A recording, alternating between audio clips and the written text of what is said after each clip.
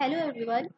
आज इस वीडियो में जो कॉन्सेप्ट हम डिस्कस करेंगे वो है law of diminishing marginal utility, जो कि माइक्रो इकोनॉमिक्स का एक बहुत इम्पॉर्टेंट लॉ है।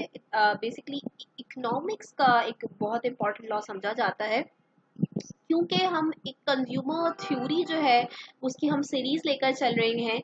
हमने टोटल एंड मार्जिनल यूटिलिटी का कॉन्सेप्ट समझा।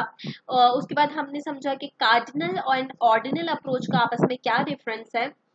नाउ बेसिकली हम कार्डिनल अप्रोच के अकॉर्डिंग कंज्यूमर इक्विलिब्रियम को समझने जा रहे हैं। कि कार्डिनल अप्रोच हम ऑलरेडी डिस्कस कर चुके हैं, जिसमें हम यूटिलिटीज को नंबर असाइन करते हैं। तो कंज्यूमर इक्विलिब्रियम सबसे पहले हम कार्डिनल अप्रोच के अकॉर्डिंग डिस्कस करेंगे, उसके बाद हम ऑर्डिनल अप्रोच के अकॉर्डिंग कंज्यूमर इक्विलिब्रियम को डिस्कस करेंगे। जो law of diminishing marginal utility है, जिसको हम गुसन फर्स्ट लॉ भी कहते हैं, क्योंकि बेसिकली वो जर्मन इकोनॉमिस्ट गुसन ने सबसे पहले इस लॉ को एक्सप्लेन करा। उसके बाद मार्शल और दूसरे इकोनॉमिस्ट ने फर्दर अपनी रीस्टेटमेंट दी, अपनी इस लॉ को रीस्टेट करा। तो ये law basically single commodity equilibrium explain करता है। सिंगल कमोडिटी मींस कि ये लॉ सिंपली आपको एक्सप्लेन करता है कि अगर आप एक कमोडिटी एक्सप्लेन कर रहे हैं तो वो कौन सा पॉइंट होगा जिस पे आपकी सेटिस्फैक्शन सबसे मैक्सिमम पे होगी। जब आप कंज्यूमर इक्विलिब्रियम सिंपली मींस कि वो पॉइंट जब कंज्यूमर की सेटिस्फैक्शन मैक्सिमम हो जाए, जब वो अपनी हाईएस्ट सेटिस्फैक्शन अटेन करे किसी कमोडिटी को कंज्यूम करने से।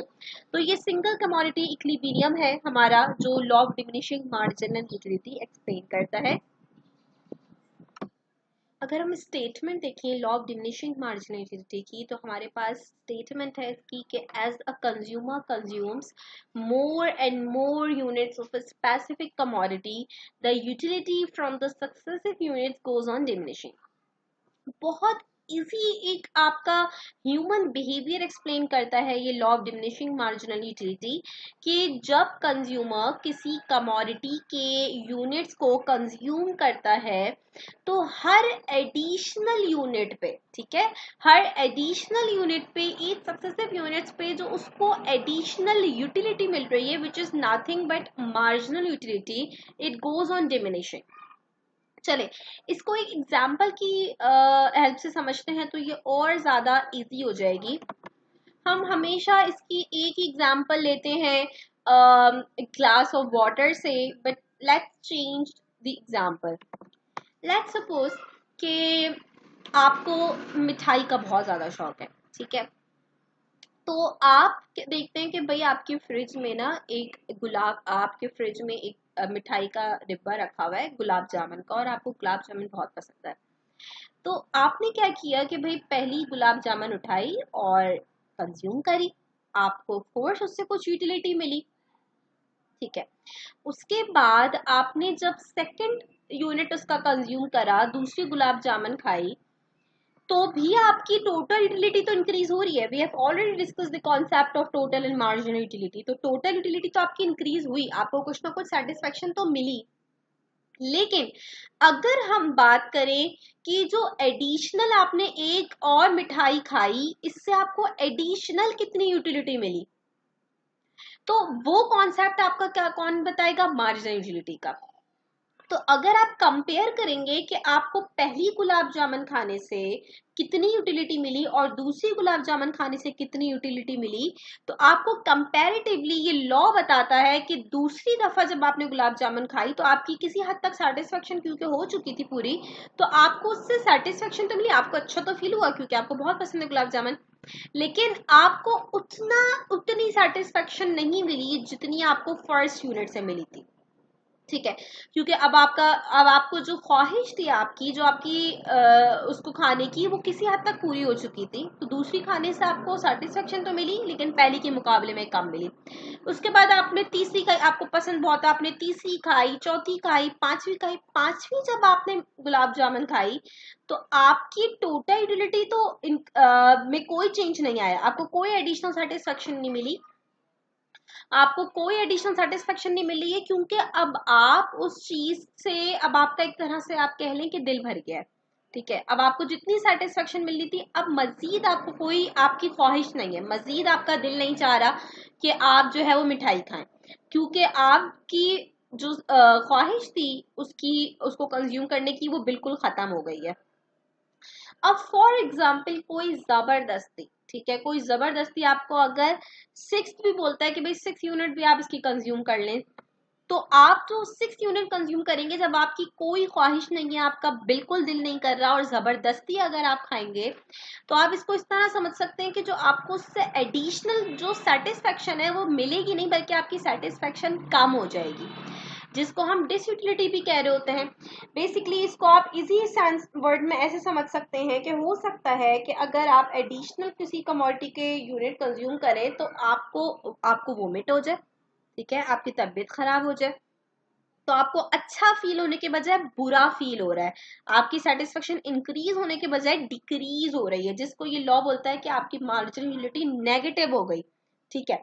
तो बेसिकली अब अगर आप स्टेटमेंट देखेंगे तो आपको एक बेसिक आइडिया हो जाएगा, स्टेटमेंट टोटल यूटिलिटी की बात नहीं कर रही, मार्जिनल यूटिलिटी की बात कर रही है, कि जब कंज्यूमर किसी भी स्पेसिफिक कमोडिटी के यूनिट्स को कंज्यूम करता है ज्यादा से ज्यादा, तो हर सक्सेसिव यूनिट पर जो उसको यूटिलिटी मिल रही है विच इज मार्जिनल यूटिलिटी, वो कंटिन्यूसली डिमिनिश हो रही है।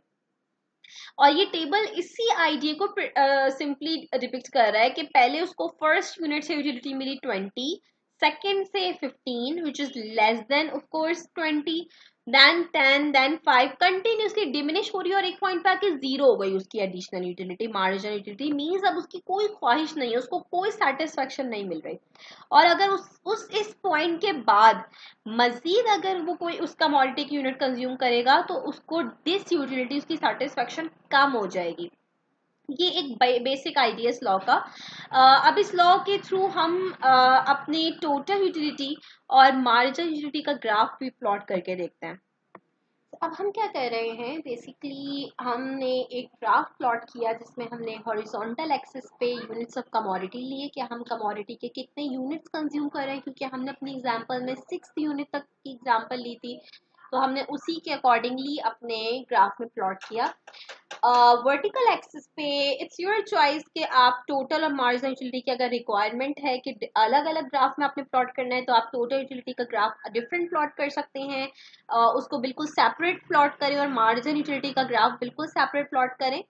बट राइट नाउ हम एक ही ग्राफ में टोटल एंड मार्जिनल यूटिलिटी का ग्राफ प्लॉट कर रहे हैं, ठीक है। तो उसी के अकॉर्डिंगली हमने नंबर्स लिए, क्योंकि मैक्सिमम टोटल यूटिलिटी आपकी 50 तक है, तो हमने 50 तक के अकॉर्डिंग जो है वो अपने ग्राफ को प्लॉट करा है।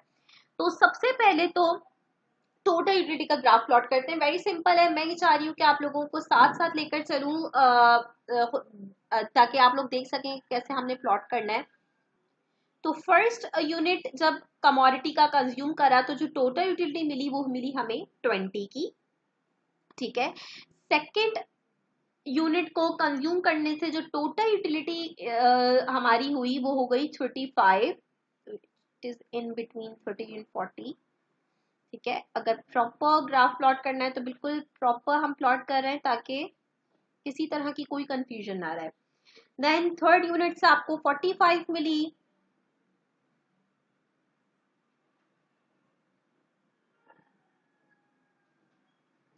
ठीक है, तो ये आपको 45 हो गई।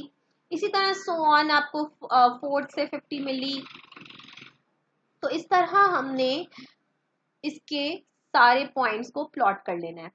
तो बेसिकली ये जो कर्व हमारे पास आया है, इस कर्व को जब हमने सारे पॉइंट्स को प्लॉट करा और उसको एक ज्वाइन कर लिया, तो हमारे पास जो कर्व आया, इस कर्व को हम कहते हैं टोटल यूटिलिटी।